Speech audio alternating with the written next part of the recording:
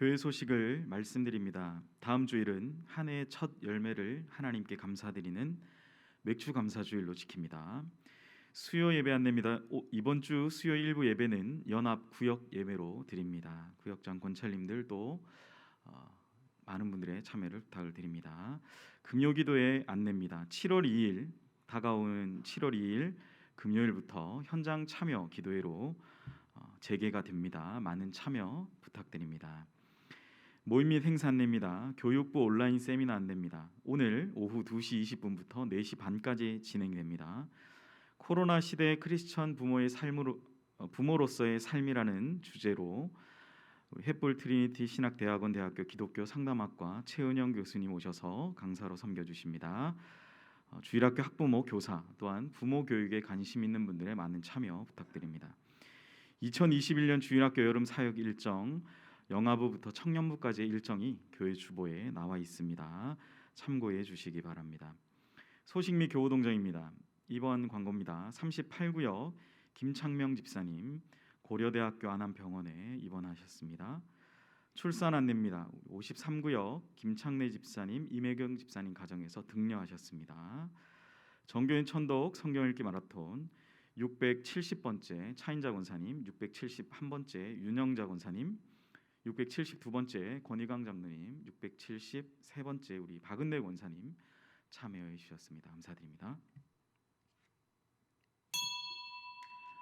다 함께 자리에서 일어나셔서 묵도하심으로 주일 예배를 하나님께 드리시겠습니다.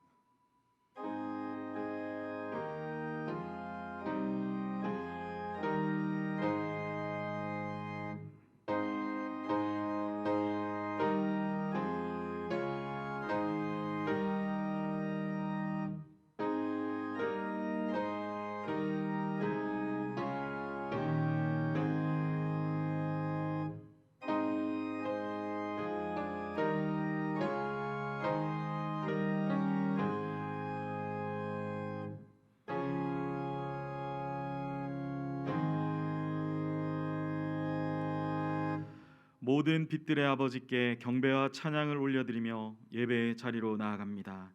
살아계신 하나님 아버지, 지난 한 주간도 주님의 은혜로 지내게 하심에 감사합니다. 거룩한 주의 날 주님 앞에 나아갈 때 한량없는 복과 은혜로 채워주시옵소서.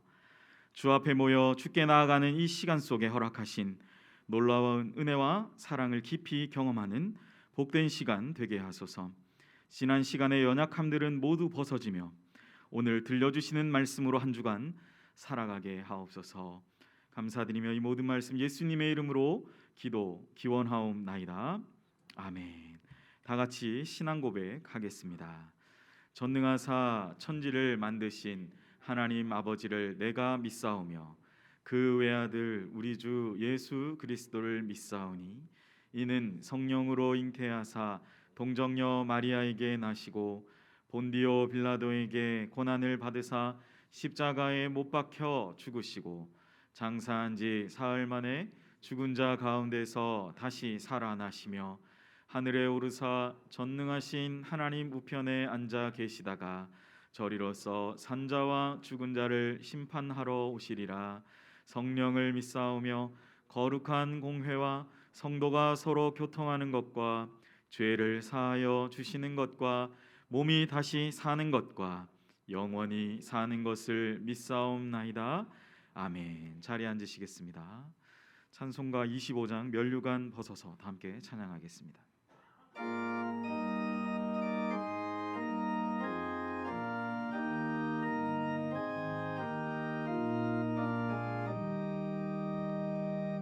면류관 벗어서 주 앞에 드리세 저 천사 기쁜 노래가 온 땅에 퍼지네 내 원하게 여서 주 찬송하여라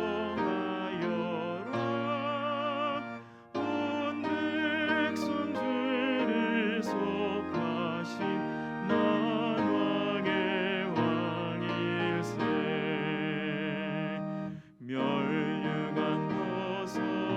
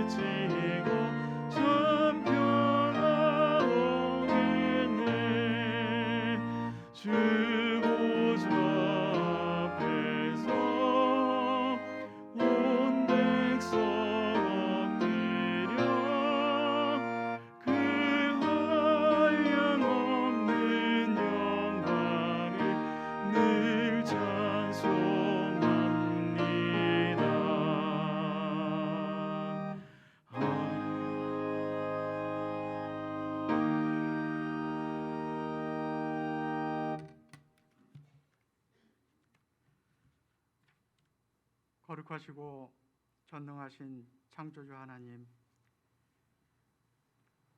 6월 마지막 주 주일 예배를 주님께 드립니다. 오늘도 제한적이지만 대면으로 예배당에서 또는 각 처소에서 주님께서 택함받은 주의 백성들이 드리는 예배 중에 성삼위 하나님께서 임재하셔서 저희의 찬양과 경배를 받으시고 주님 홀로 영광 받으시옵소서. 창세전에 예배드리는 자로 저희를 부르셨고 택하셨으니 모두가 함께 모여 예배드릴 수 있도록 지금의 환경과 상황을 고쳐주시고 우리 가운데 모이기를 힘쓰는 열심이 식지 않도록 우리의 마음을 지켜주시옵소서. 이 시간 예수 그리스도의 십자가 보혈의 능력 힘입어 주님 앞에 나아가오니 있는 모습 그대로 저희를 받아주시고 긍휼히 여겨주시며 저희의 죄와 허물을 용서해 주시옵소서. 주 예수 그리스도와 연합하여 죄와 불의에 대하여 죽고 의에 대하여 산 자가 되게 하여 주시옵소서. 그리스도 안에 거하게 하시고 그리스도에게 속한 자 되게 하시며 그러므로 그리스도의 다스림을 받는 자 되어 항상 하나님을 기쁘시게 하는 주의 백성들 되게 하여 주시옵소서. 전쟁은 여호와께 속한 것이라 하신 주님, 71년 전에 발발했던 이 땅에서의 전쟁이 아직도 끝나지 않은 채 대립과 반목이 지속되고 있는 한반도와 대한민국을 불쌍히 여겨 주시옵소서. 총과 칼이 아닌 하나님의 역사로 전쟁이 끝나고 참 평화 임하게 하여 주시옵소서. 힘의 논리로 더 이상 한반도에 전쟁이 일어나지 않도록 주님께서 이 나라와 임족을 지켜 주시옵소서. 정치적으로 공의가 실현되고 경제적으로 궁핍한 자 없게 하시고 영적으로 주의 말씀이 흥왕하게 하여 주셔서 열방 가운데 거룩한 제사장 나라 되게 하여 주시옵소서. 연희교회가 박재훈 담임 목사님과 함께 하나님을 향한 우리의 믿음의 소문이 연희동과 주변 지역에 퍼짐으로 부활의 주님이 어떻게 우리와 함께 하시고 우리를 통해 어떻게 역사하시는지를 증거하는 교회 되게 하여 주시옵소서. 담임 목사님과 함께 동역하는 부목사님들과 강도사님 그리고 전도사님들에게도 새 마음 주셔서 함께 주님의 뜻을 이루어가게 하시고 전하시고 가르침에 하나님의 능력이 복음의 능력이 나타나게 하여 주시옵소서. 박재훈 담임 목사님 예수 그리스도의 리더십을 따라 잃어버린 어린 양들을 찾게 하시고 지체들 한 사람 한 사람을 온전히 세워가는 주의 신실한 종 되게 하여 주시옵소서. 7월 중에 있을 주일학교가 여름 성경학교와 수련회가 멈추지 않는 코로나 확산으로 대면이 될지 비대면이 될지 아직은 확실하지 않지만 시공간에 얽매이지 않는 주님의 역사와 은혜가 있게 하시고 복음이 능력과 성령과 큰 확신으로 주일학교 자녀들이 주 안에서 굳게 서가는 성경학교와 수련회가 되게 하여 주시옵소서. 섬기는 교육자들과 선생님들에게 믿음과 지혜를 더하여 주셔서 소망 가운데 기쁨으로 능히 감당하게 하여 주시옵소서. 우리의 작은 신음소리에 귀 기울이시는 주님, 지치고 상한 심령들에게 찾아와 주셔서 위로해 주시고 새 힘을 주시옵소서. 병들고 나약한 자들에게 다가와 주셔서 아픔과 고통 멈추게 하시고 치유해 주시옵소서. 궁핍하고 소외된 자들의 친구가 되어 주셔서 필요를 채우시고 온전케 하시는 주님을 만나게 하여 주시옵소서. 진로를 찾는 자들에게 친절한 안내자 되어 주셔서 복된 길 찾게 하시고 깨어진 관계들이 회복되게 하여 주시옵소서. 이 예배 시간 중에 우리 각자에게 친히 찾아오시는 생명의 주님을 만날 수 있도록 성령 하나님께서 역사해 주시옵소서. 하나님의 말씀을 전하시는 박지원 담임 목사님을 주님의 장중에 붙들어 주셔서 담대히 선포하게 하시고 성령님께서 선포된 말씀을 조명해 주셔서 듣는 자들에게 깨달음과 확신이 있게 하시고 우리의 삶 가운데 말씀이 역사하심으로 하나님을 영화롭게 하는 저희 모두 되게 하여 주시옵소서. 흩어져 각 처소에서 예배드리는 연희의 지체들도 이 예배를 통해 우리가 그리스도 안에 동일한 은혜를 누리며 한 몸 이룬 믿음의 공동체 되게 하여 주시옵소서. 이 모든 말씀 우리 구주 예수 그리스도의 이름으로 기도드립니다. 아멘.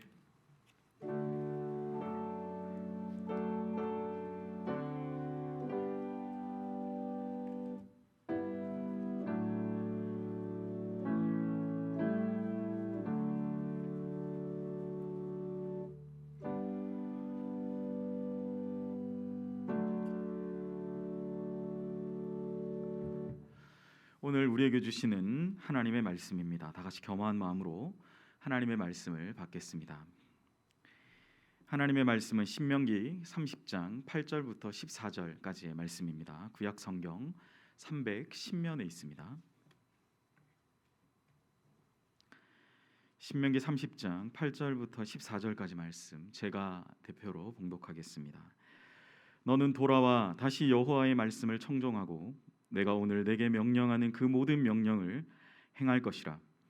내가 내 하나님 여호와의 말씀을 청종하여 이 율법책에 기록된 그의 명령과 규례를 지키고 내 마음을 다하며 뜻을 다하여 여호와 내 하나님께 돌아오면 내 하나님 여호와께서 내 손으로 하는 모든 일과 내 몸의 소생과 내 가축의 새끼와 내 토지 소산을 많게 하시고 내게 복을 주시되 곧 여호와께서 내 조상들을 기뻐하신 것과 같이 너를 다시 기뻐하사 내게 복을 주시리라.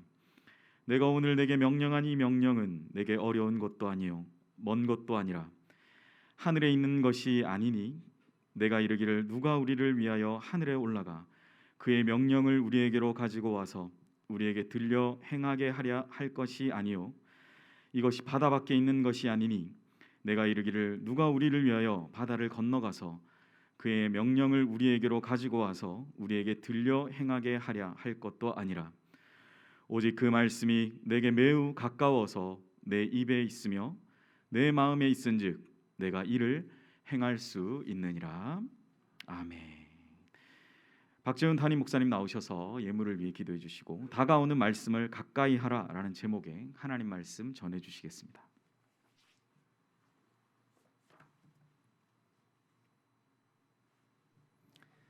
드린 예물 위해서 기도하겠습니다. 살아계신 하나님 아버지, 한 주간의 삶을 선하게 인도하여 주신 은혜에 감사 찬양 드리며 연약한 여종을 늘 불쌍히 여겨주시기를 소원합니다. 81회 생일을 건강하게 은혜 가운데 맞이하게 하시니 감사합니다. 남은 삶을 주님만을 묵상하며 살아가게 하옵소서. 고마우신 하나님, 저희 가정에 물질로 넉넉히 채워주심을 늘 감사드립니다. 생일을 하나님께 감사드립니다. 건강을 회복하게 하심을 감사드립니다. 사랑의 하나님, 하나님께서 너무나 사랑하시는 이들이 함께 모여 하나님께 예배를 드립니다. 주님, 예배드리는 이 시간 가운데 하나님께 귀한 예물 또한 드립니다. 아버지 하나님, 삶의 어려운 가운데 하나님께 감사하는 마음으로 드린 이 예물을 주님께서 흠양하여 주시고 아버지 하나님, 이 귀한 예물들이 주님의 이름이 필요한 곳들에 귀하게 사용되게 하여 주시옵소서.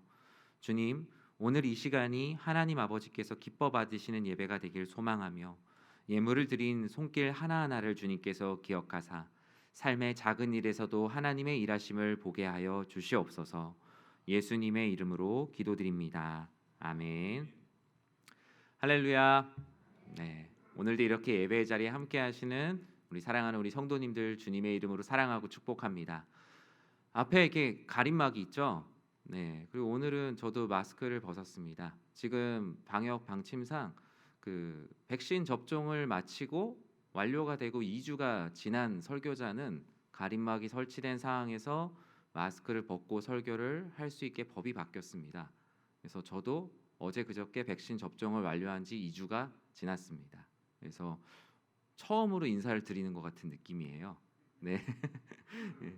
오늘 이 시간도 빨리 이제 우리 앞에 계시는 성도님들도 이제 마스크를 벗고 함께 편하게 예배드리고 기도하고 찬양할 날이 속히 오기를 진심으로 기도드립니다. 오늘 신명기 30장 8절에서 14절에 있는 말씀 가지고 다가오는 말씀을 가까이 하라라는 하나님 말씀 함께 나누고자 합니다. 사람은 환경에 참 많은 지배를 받아요. 그래서 사람들은 더 좋은 환경을 찾아 나섭니다.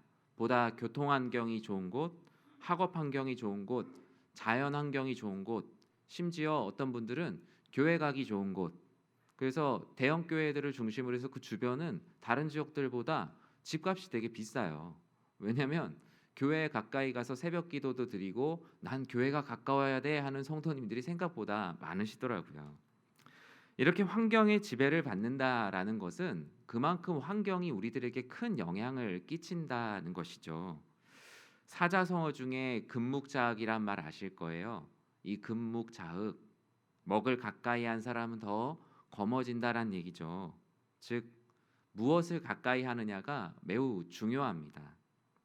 내가 주변 환경까지도 지배할 수 있는 엄청난 영향력을 가진 사람이 아니라면 대부분의 사람들은 환경의 영향을 받고 가까이 있는 것에 영향을 받고 살아가죠. 그래서 학생들은 학업의 효율성을 높이기 위해서 책상을 깨끗하게 정리한다거나 조용하게 독서실에 가서 공부하는 학생들이 있고요.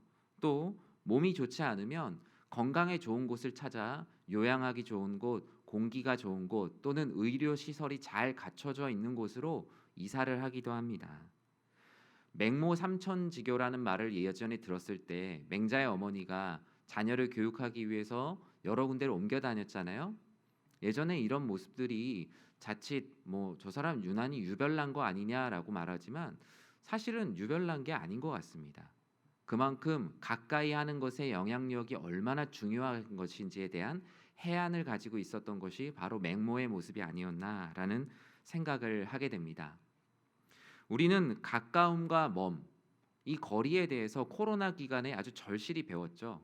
어쩌면 이 가림막도 일종의 거리에 의한 영향력을 최대한 조금이라도 차단해 보기 위해서 하고 있는 것입니다.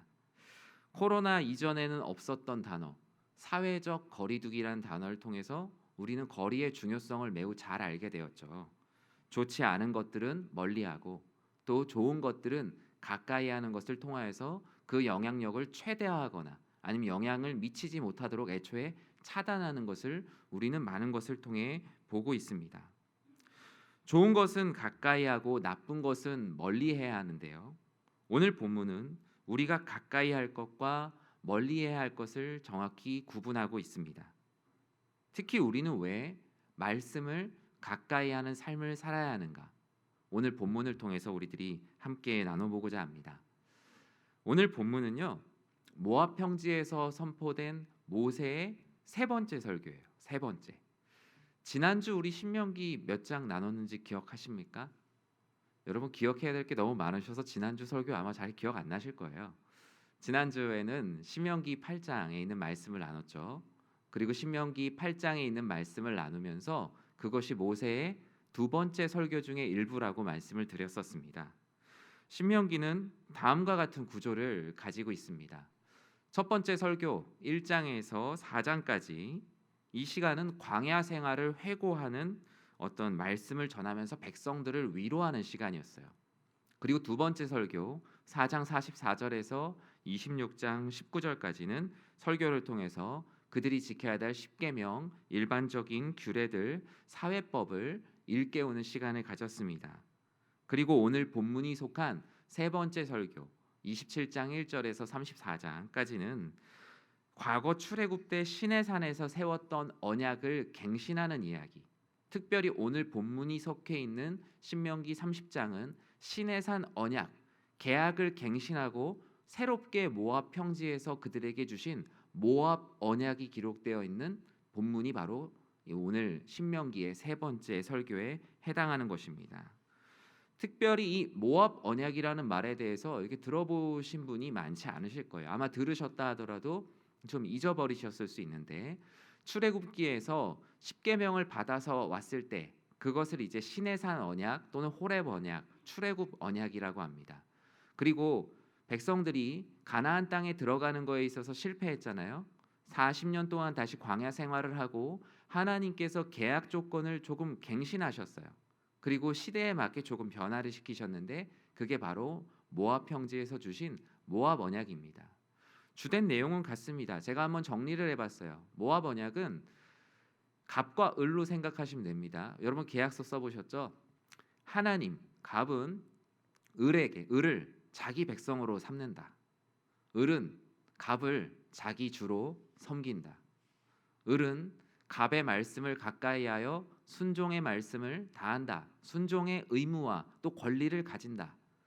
또 네 번째, 을은 순종의 의무를 다할 때 갑이 베푸는 안전한 그리고 풍성한 축복을 보장받게 된다라는 것이 네 가지 계약의 조건입니다. 하나님께서는 그 약속의 땅으로 들어가기 전에 이렇게 약속을 갱신하셨어요.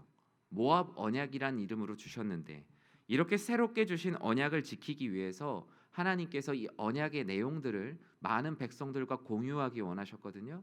오늘 이 시간에 저도 오늘 그 계약의 내용들을 같이 공유하는 시간을 갖고자 합니다. 그렇다면 우리는 새롭게 주신 언약을 지키기 위해서 무엇을 하며 살아야 할까요? 저는 우리를 언약 백성이라고 칭하고 싶은데요. 언약 백성의 삶에서 가장 중요한 것은 먼저 하나님께로 돌아와 다시 청종하라라는 것입니다. 이 말을 보면 돌아와 다시 청종하라는 것은 이전의 모습은 어땠다는 거예요? 좋았다는 거예요. 이전엔 하나님 앞에 있었다는 거고 다시 청종하라는 말을 통해서 알 수 있는 건 이전엔 청종했다라는 사실이죠. 신명기 30장 8절을 우리 같이 한번 읽어보겠습니다. 함께 읽겠습니다. 너는 돌아와 다시 여호와의 말씀을 청종하고 내가 오늘 내게 명령하는 그 모든 명령을 행할 것이라. 아멘. 이 말씀은 이스라엘이 하나님과의 관계를 회복하고 내적인 부흥을 경험할 수 있는 가장 기초적이고 가장 시급한 행동 지침을 말하고 있습니다. 무언가 되게 어그러져 있어요. 광야 생활 가운데 방황하고 하나님 앞에 예배를 드리고 하나님 말씀대로 살아가는 많은 것들이 무언가 왜곡되어 있어요. 일단 1차적인 조치가 무엇이었냐면 일단 먼저 나에게 와라. 그리고 내가 했던 말을 다시 들어라 라고 말합니다. 우리가 건강의 상태가 좋지 않거나 너무 최악의 상태일 경우에 어떡합니까? 일단 저한테 오세요. 의사 선생님들도 그렇게 얘기하시죠. 자동차가 심하게 고장났을 때 막 설명을 하는데 너무나 그 고장의 정도가 심하면 그 엔지니어 분께서 얘기합니다. 일단 차를 가지고 오세요. 그럼 제가 봐드리겠습니다. 하나님께서 방황했던 모든 성도들의 모습을 보면서 말씀하십니다. 복잡하게 얘기하지 마시고 일단 저에게 오세요. 일단 나에게 돌아오라. 그리고 내가 예전에 했던 말들을 다시 잘 들어보라라고 하나님께서 말씀하고 계십니다. 그러나 그들에게는 하나님으로부터 떠났던 죄악들이 분명히 있었어요. 하나님은 하나님 앞에 돌아와서 하나님 말씀을 청종하기 전에 먼저 손을 깨끗이 씻기를 원하시는데요. 대표적으로 그 29장에 그런 죄악들이 다 기록이 되어 있고 그 중에 26절은 이렇게 기록하고 있습니다. 가서 자기들이 알지도 못하고 여호와께서 그들에게 주시지도 아니한 다른 신들을 따라서 그들을 섬기고 절한 까닭이라. 그들이 과거에 가까이 했던 것이 기록되어 있어요. 뭐예요? 하나님께서 주시지도 않은 다른 신들을 따라가서 그들을 섬겼던 우상을 섬겼던 전과가 그들에게 있는 거예요. 엄청난 죄의 기록이 그들에게 남아 있습니다. 그런데 이 우상에 대해서 성경은 매우 재밌게 기록하고 있어요. 자기들도 알지 못하고 하나님께서도 주시지 않았대요. 즉 우상이라는 거에 대해서 우상의 실체, 그 우상의 영향력에 대해서 매우 잘 알고 이 우상이 얼마나 대단한 것인지 잘 알고 믿는 사람들이 별로 없다라는 거예요. 그러니까 하나님을 믿지 않고 세상을 살아가는 사람들도 세상이 얼마나 그 악한 것인지, 이 세상이 우리의 영혼을 얼마나 파괴하는 것인지 잘 모르고 믿고 있다라는 거예요. 그냥 그렇게 사람들이 따라가니까 걷다 보니까 잘못된 길로 가고 있다라는 것이죠. 그러니까 방황을 한다라는 것, 하나님을 잘 믿지 않고 방황을 한다라는 건 무언가 세상이 엄청나게 좋아서 방황을 했던 것도 아니고, 그렇다고 하나님을 완전히 떠나서 있었던 것도 아니고, 무언가 백성들의 모습은 이도 저도 아닌 모습이었어요. 스스로 알지도 못하고 그들에게 주시지도 아니한 우상들의 말씀을 가까이 하고 있었던 이스라엘의 모습은 열왕기서에서 나오는 것처럼 그냥 이것도 아니고 저것도 아닌 머뭇머뭇하고 있는 사람들의 모습이었어요.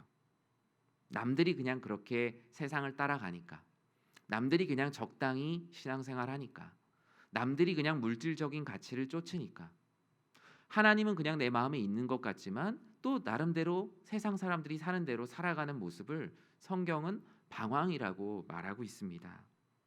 하나님에 대한 신뢰가 무너지니까 하나님의 말씀도 그렇게 가까이 하고 싶지 않은 거죠.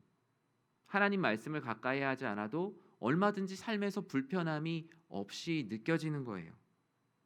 사랑하는 성도 여러분, 하나님께서 기뻐하시는 삶이 무엇일까요? 하나님께서 기뻐하시는 삶은요, 의미 없는 말들로부터 멀어지는 것들입니다. 여러분의 삶의 영혼을 위해서 들려오는 하나님의 말씀을 가까이 해야 되지, 실제로 우리의 삶에 우리의 영혼에 유익이 안 되는 의미 없는 말들을 너무 많이 가까이 두고 계세요. 그런 말들은 우리들에게 아무 일도 일어나지 않는 일들입니다.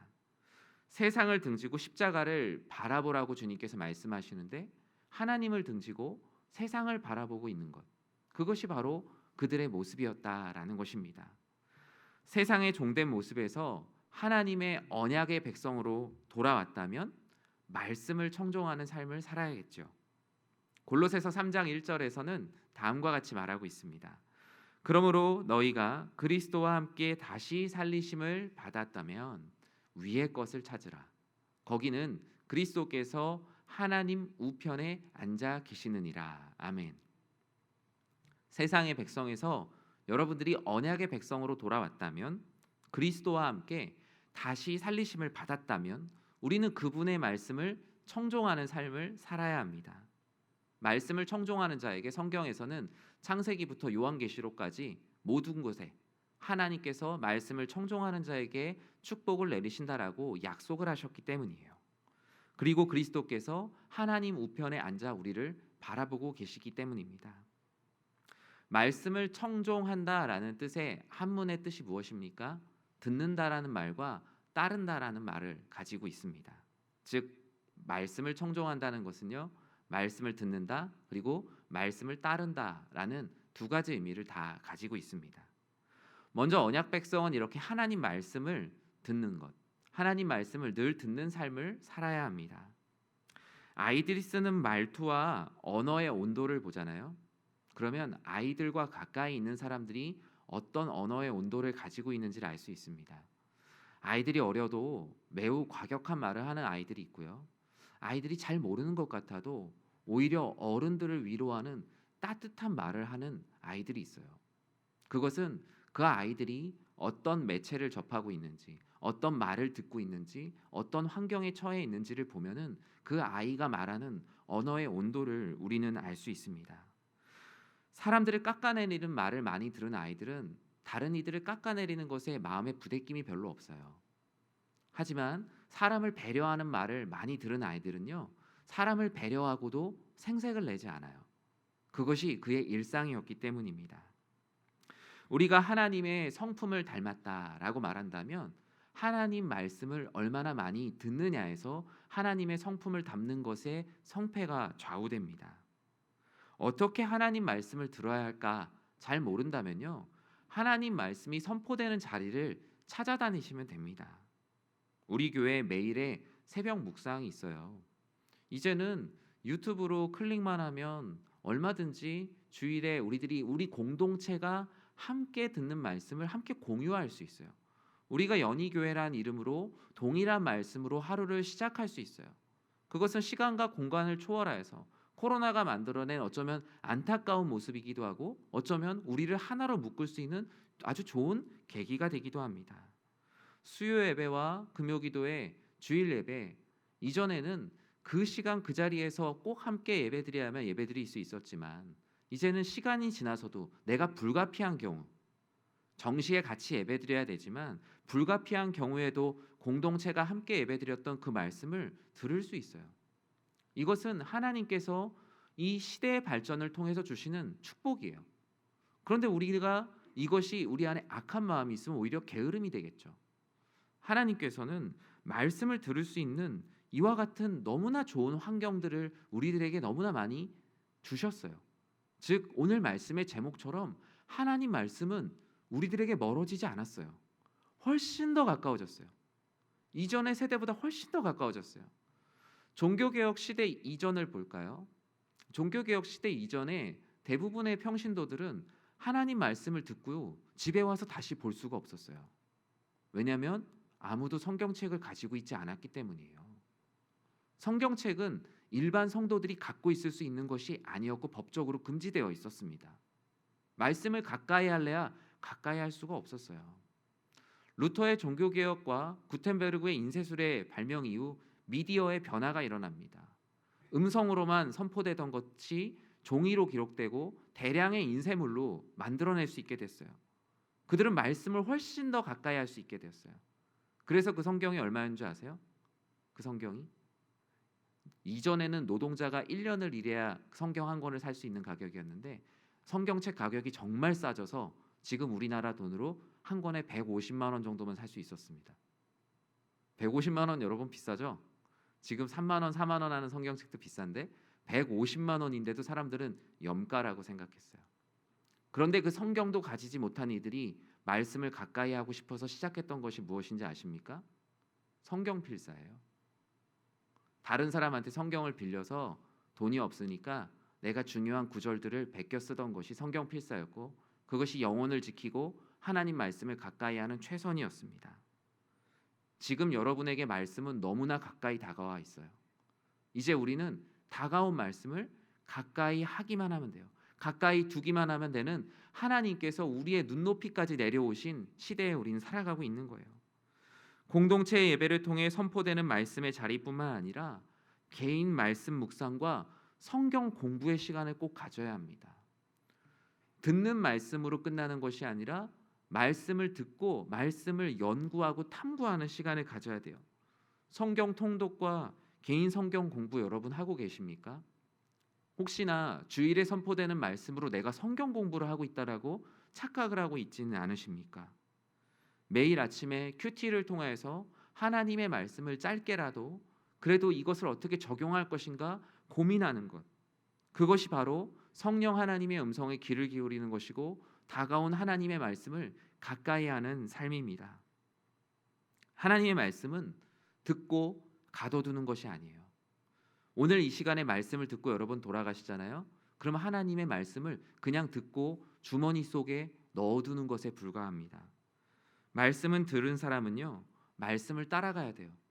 그리고 그 말씀의 의미를 잘 모르겠다면 오늘 들은 말씀을 주중에 한 번이든 두 번이든 꼭 다시 들어보세요. 들어보시면서 그 의미를 다시 한번 파악해야 합니다. 제자가 된다는 것이 바로 이렇습니다. 말씀을 듣고 그냥 지나간 사람, 우리 씨 뿌리는 비유에 보면 뭐라고 얘기하죠? 채 뿌리가 내리기도 전에 새가 와서 먹어버려요. 세상의 유혹들, 내가 가까이 두고 있는 세상의 많은 가치관들이 내가 말씀을 가까이 두지 않으면 그냥 잠시 왔다가 있었던 말씀들 다 가져가 버립니다. 말씀을 듣고 아 그렇구나, 참 좋다라는 순간의 감격과 기쁨으로 말씀을 가둬두는 분들도 계십니다. 그러나 순간의 감격과 기쁨으로는 우리가 말씀대로 살 수 없어요. 말씀의 지속성을 내가 가질 수 있도록 끊임없는 반복과 공부가 필요해요. 이것이 바로 신앙의 성장이요 부흥입니다. 신앙 성장이 뭐라고요? 말씀을 듣고 그냥 잠시 자기의 작은 그릇에 가둬두는 것이 아니라 계속 그것을 묵상하는 거예요. 그러할 때만 신앙의 성장이 있는 거지, 아니면 그냥 말씀은 잠시 스쳐가는 바람처럼 우리들에게 잠시 선선하다 많은 것에 불과합니다. 그리고 말씀을 듣는 것 자체에만 심취하면요, 말씀을 청종하는 것에 절반만 하는 거예요. 말씀을 듣는 것 자체만 심취하면 소위 머리가 커지는 신앙에 불과하게 됩니다. 말씀을 듣고 말씀대로 살아가는 것에 대한 적용과 삶이 없으면 그냥 어떻게 살아야 되는지에 대한 그 지식만 가득한 거예요. 자전거를 탄다고 생각해 보십시오. 자전거를 타는 것에 대한 이론만 잔뜩 가지고 있어요. 그런데 자전거는 한 번도 타지 않아요. 그러면 그 사람을 자전거를 탈 수 있는 사람이라고 우리가 생각할 수 있을까요? 운전면허 시험을 봅니다. 필기 시험을 100점을 맞아요. 그런데 계속 필기 시험만 봐요. 실기 시험은 보지 않고 필기 시험만 계속 보는 사람을 운전을 할 수 있는 사람이라고 얘기할 수 있을까요? 말씀을 청종한다라는 것은 이렇게 필기와 실기를 다 해내는 것입니다. 이것이 바로 언약 백성의 삶, 돌아와 주의 말씀을 청종하는 삶인 것이죠. 하나님께서는 돌아와 주의 말씀을 청종하는 이들에게 의무만을 얘기하는 것이 아닙니다. 아까 얘기했죠. 모압 언약에는 갑이 을에게 베푸는 축복도 약속이 되어 있습니다. 우상을 버리고 하나님께 돌아와 그 말씀을 청종하는 자에게 주신 놀라운 축복 10절 말씀을 우리 같이 읽도록 하겠습니다. 내 하나님 여호와께서 내 손으로 하는 모든 일과 내 몸의 소생과 내 가축의 새끼와 내 토지 소산을 많게 하시고 내게 복을 주시되 여호와께서 내 조상들을 기뻐하신 것과 같이 너를 다시 기뻐하사 내게 복을 주시리라. 아멘. 여러분, 이 말씀 믿으세요? 이것이 바로 말씀을 청종하는 자에게 주시는, 즉 계약을 이행하는 자, 모압 언약에서 을의 입장을 다하는 자에게 주시는 하나님의 축복입니다. 성경 전체에서는 하나님께서 인간에게 어떻게 은혜를 베푸시는가 소요리 문답에도 나와 있거든요. 하나님의 은혜의 방편, 은혜의 방법은 말씀과 성례를 통해서 주신다라고 말씀하십니다. 성례 안에는 뭐가 있죠? 세례와 성찬이 있습니다. 즉 하나님이 사람에게 어떻게 은혜를 베푸시는가, 이것은 첫 번째가 바로 하나님 말씀이고, 두 번째가 하나님의 말씀이 이 세상 모든 사람들에게 보이는 형태로 주어지는 것이 바로 세례와 성찬이라고 말하고 있습니다. 하나님께서는 언약 백성에게 은혜를 베푸는 채널이 바로 하나님의 말씀이라고 말씀하셨어요. 즉 인생을 가치 있게 살고 하나님께 영광 올려드리는 방법이 다른 곳에 있는 것이 아니라 우리에게 아주 가까이 다가와 있는 하나님 말씀 안에 있다. 하나님께서는 모든 말씀을 통해서 말씀해주고 계세요. 돌아와 말씀을 청종하는 언약 백성에게 주어진 그 복, 그것은 바로 하나님의 손이 도우시는 인생이 된다라는 겁니다. 이전에 민수기에 있는 말씀에 있는 것처럼 광야 가운데 방황하는 그들은 도울 이가 없는 을보다도 못한 정의 삶을 살고 있었어요. 자기 스스로가 수고한 대로 먹고 살아야 되는 인생이었어요. 하나님께서는 이제 더 이상 너희들의 손으로 수고한 대로 먹고 사는 것이 아니라 나의 손이 수고한 대로 너희가 먹고 살게 될 것이다. 이제는 나의 손이 너희를 도울 것이다 라고 언약 백성들에게 축복을 주셨습니다. 이전에 하나님을 알지 못하던 삶은 바로 이와 같아요. 우리가 수고하여도 수고한 대로 먹지 못하는 불확실성이 있어요. 농사를 지은 분들 보시면 아시겠지만 열심히 한 만큼 꼭 대가를 받는 것이 아니에요.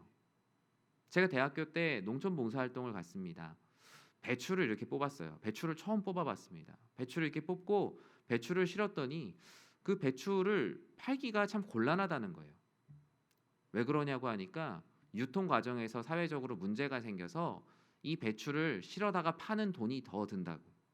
그래서 그냥 배추 밭을 다시 그냥 갈아 엎는 게 오히려 돈이 남는 거라고. 내가 열심히 수고했지만 수고한 대로 먹지 못하게 되었다고.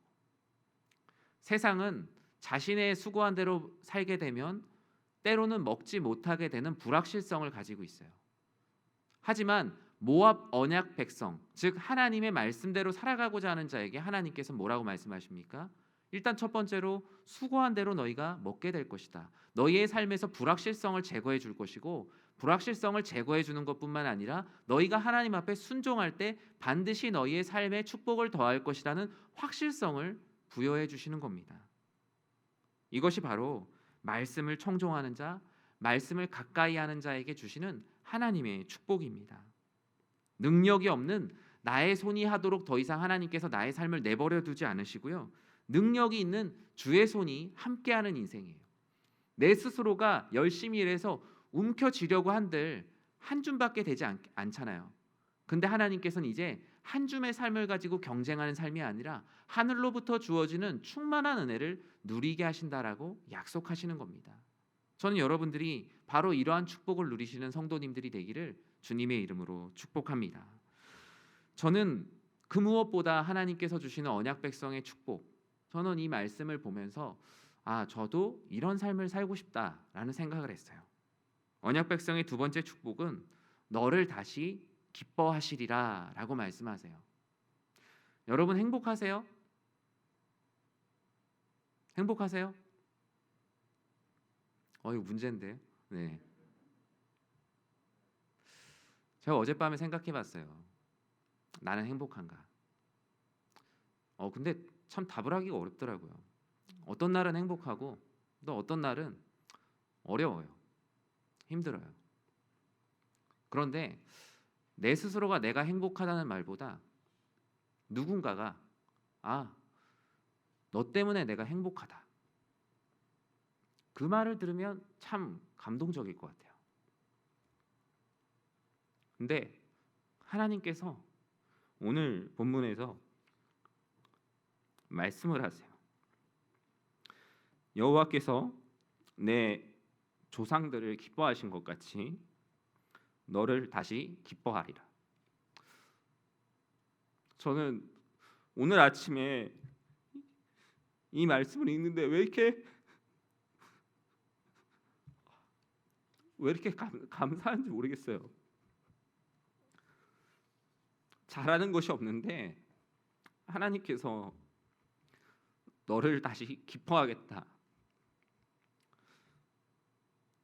전 잘 모르겠어요. 제가 잘 사는 것, 다른 사람들로부터 인정을 받는 것, 얼마나 대단한 목회를 하는 것, 다 중요하죠. 그런데 전 여러분들이 우리 교회에서 신앙생활을 하면서 정말 행복했으면 좋겠어요.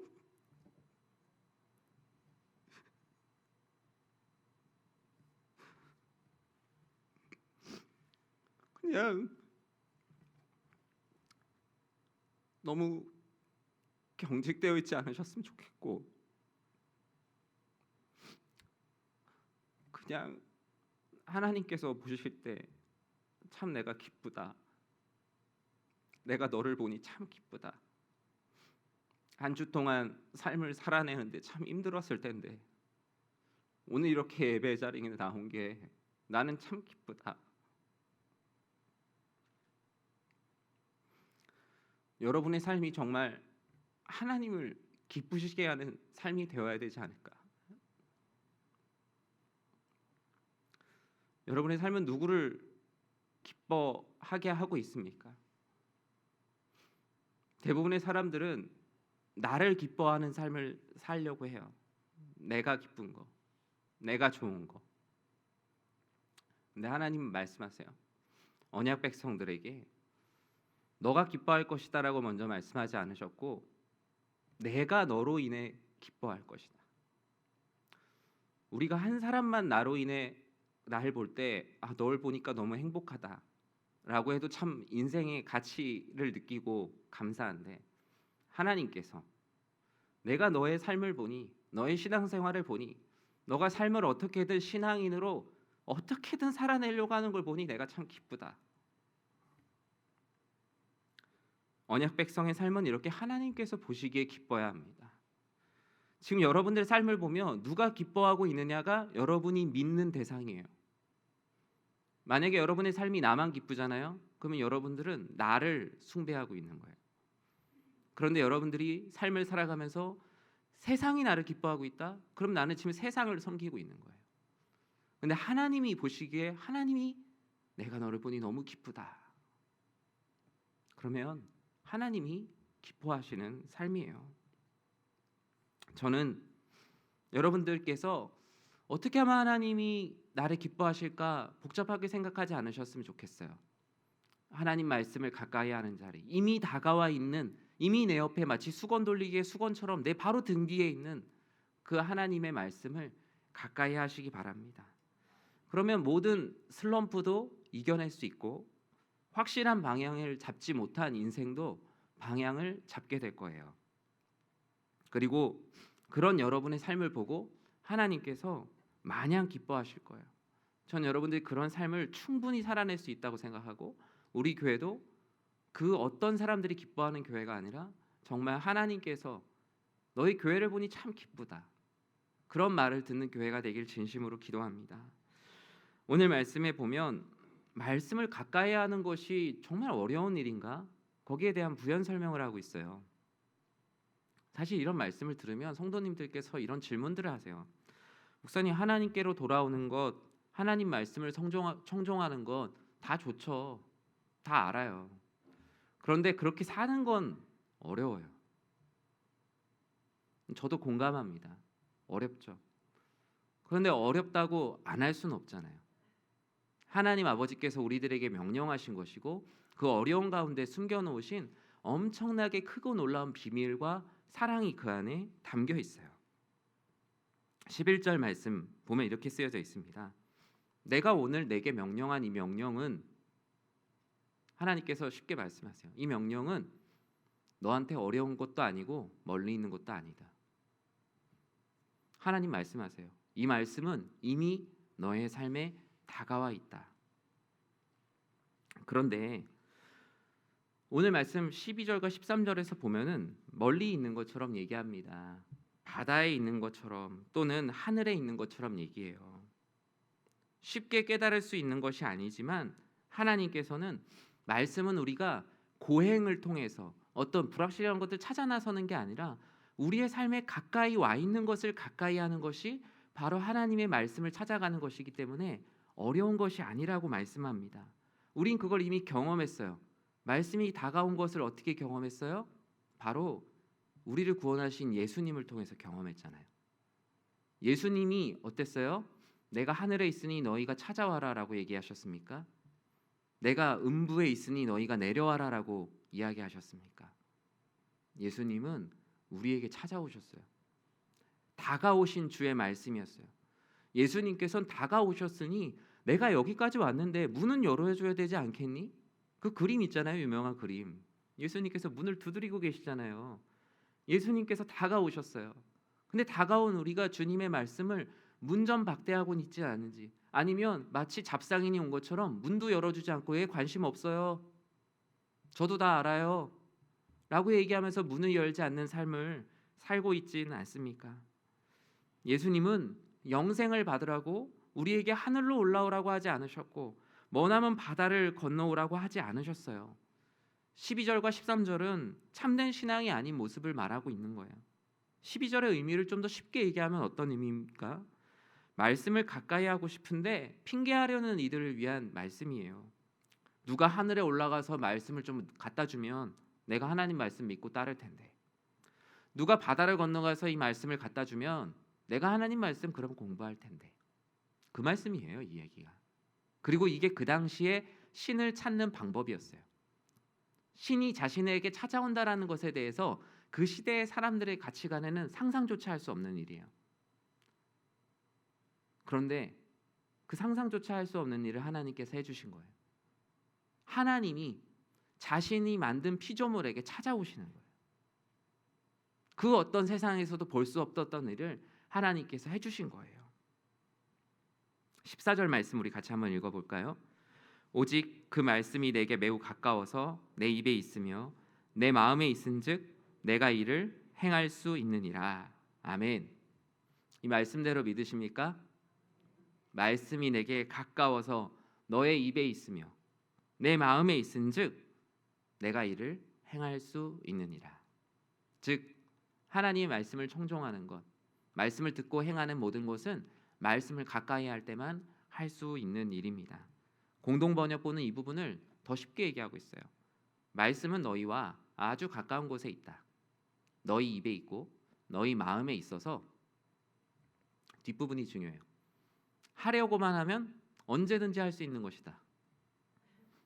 여러분 하나님 말씀대로 살아가는 것 하려고만 하면 언제든지 할 수 있는 것이라고 하나님께서 핑계치 못하도록 이 신명기 30장의 모압 언약의 계약서에 써놓으셨다니까요. 우리가 안 할까봐, 우리가 잘 못할까봐 하나님께서 특약사항으로 적어놓으셨어요. 이거 꼭 지켜야 된다고. 저는 말씀을 가까이 하는 일에 도전하는 우리 모든 지체들이 되길 진심으로 기도합니다. 하반기 되면 다양한 말씀 양육들을 시작할 거거든요. 여러분 말씀을 다 안다고 생각하지 마시고 아직 여전히 나는 하나님 말씀에 배가 고픈 사람으로 말씀을 배우고 말씀대로 살아가는 일에 최선을 다하십시오. 하나님 말씀 맺습니다. 여러분 잘 알고 있는 벨기에 극작가의 글 마테르링크가 쓴 동화극 파랑새를 아시죠? 전체 풀스토리는 잘 몰라도 골자는 아마 아실 거예요. 어린 남매가 성탄절 전야예요. 이게 성탄절 전날에 있었던 일입니다. 성탄절 전날에 파랑새를 찾아 헤매는 꿈을 꿨어요. 그래서 자기들이 문득 일어나서 이 파랑새를 찾아가야겠다.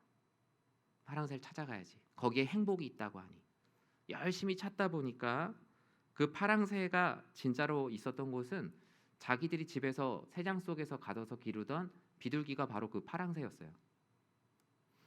저는 이게 전혀 신앙적인 글이 아니지만 성탄절 전야에 일어났던 일이라는 생각으로 다른 생각을 해봤어요. 예수님께서 이 땅에 오시기 전에 많은 사람들은 행복을 찾아 파랑새를 찾아갈 수밖에 없는 인생이었어요. 그런데 성탄절 전야가 끝난 다음 날이 돼서 예수님께서 오시니까 더 이상 파랑새는 찾을 필요가 없었어요. 그들의 집 안에 이미 가까이 다가와 있었기 때문이에요. 저는 제가 목사라서 그런지 그냥 이 글이 그렇게 읽히더라고요. 행복은 가까이에 있다는 주제를 형상화했죠. 하나님 말씀도 그래요. 하나님 말씀도 여러분 멀리 있지 않습니다. 가까이 있어요. 어린 남매가 찾았던 파랑새처럼 아주 가까이 있고 여러분의 생각보다 어렵지 않습니다. 그리고 그런 거리와 어려움은 갑이신 하나님께서 해결해 주신다고 그 언약 가운데 적어 두셨어요. 한국 선교 초기에 글을 모르던 어르신들이 어떻게 하나님의 은혜를 아셨겠어요. 그 당시에 70, 80 되시는 어르신들이 글을 모르는 분들이 우리나라에 많으셨는데 그분들이 어떻게 주일학교에서 아이들에게 말씀을 가르쳤습니까? 하나님께서 그분들의 말씀을 알 수 있도록 도와주셨거든요. 말씀을 청종하는 자에게 그 어떤 신학자도 그 어떤 목회자도 알지 못하는 하나님 말씀의 비밀을 그 어르신들에게 알려주셨기 때문에 어린아이들에게 하나님 말씀을 그 어떤 선교사, 목회자, 신학자보다 잘 가르칠 수 있었던 것입니다. 사람들은 저마다 잘 살아보려고 중요한 것들을 가까이 둬요. 돈을 가까이 두는 사람, 재물을 가까이 두는 사람, 친구를 가까이 두는 사람 다 이해됩니다. 잘 살고 싶거든요. 그런데 하나님께서 말씀하세요. 정말 잘 살고 싶으면 나의 말씀을 가까이 두어라.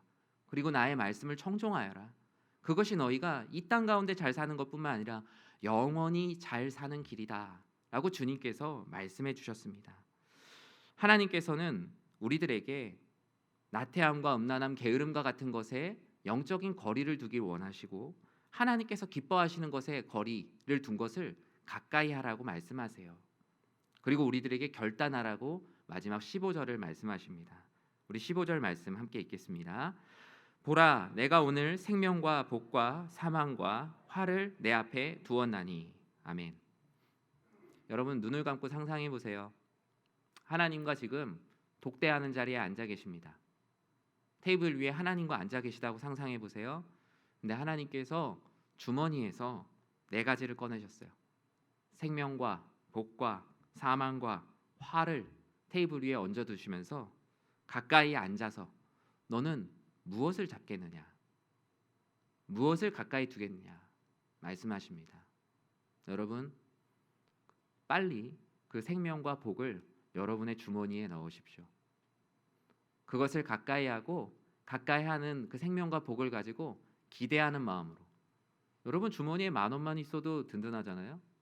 그런데 생명과 복을 가까이 둔 자, 하나님의 말씀을 가까이 하는 자의 그 설레는 마음, 그 뜨거운 마음을 누리시는 사랑하는 모든 성도님들 되시기를 주님의 이름으로 축원합니다. 우리 이 시간에 함께 찬양하겠습니다. 다 같이 일어나셔서 찬송가 302장 함께 찬양하겠습니다.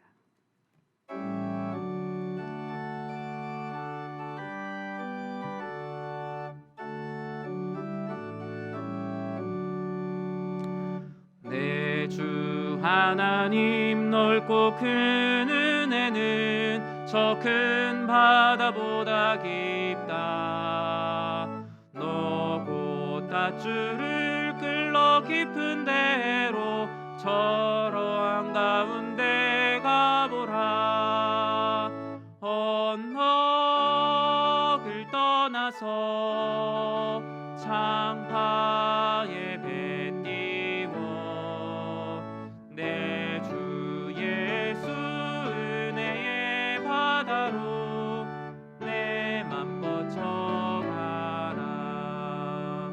왜 너 인생은 언제나 거기서 저 큰 바다 물결 보고 금이 모르는 깊은 바다 속을 한 번 헤아려 안 보나. 언덕을 떠나서 창파에 배 띄워 내 주 예수 은혜의 바다로 내 맘 뻗쳐가라. 4절 찬양 드립니다. 자곡하거라 이제 곡하거라 저 큰 은혜 바다 향해 자고 내노를 저 깊은 데로 가라. 망망한 바다로 언덕을 떠나서 창파에 배 띄워 내 주 예수 은혜의 바다로 내 맘 뻗쳐가라. 사랑의 하나님, 우리가 하나님을 기쁘시게 하는 삶을 살길 기도합니다. 세상에서 나 하나로 인해 행복한 사람 한 사람만 있어도 행복한데 하나님께서 내가 너를 보니 다시 기쁘다. 내가 너의 마음을 보니 너무나 기쁘다. 나의 말씀을 청종하고 나의 말씀을 청종하는 자에게 내가 내리는 복을 꼭 받았으면 좋겠다. 하나님께서 모압 평지 가운데 백성들을 모아놓고 주신 하나님의 말씀입니다. 주님, 이미 다가와서 우리 곁에 파랑새와 같이 함께하고 계시는 하나님의 말씀을 가까이 하고 말씀을 가까이 하는 자에게 주시는 충만한 은혜를 누리는 우리 사랑하는 모든 교우들 되게 하여 주시옵소서.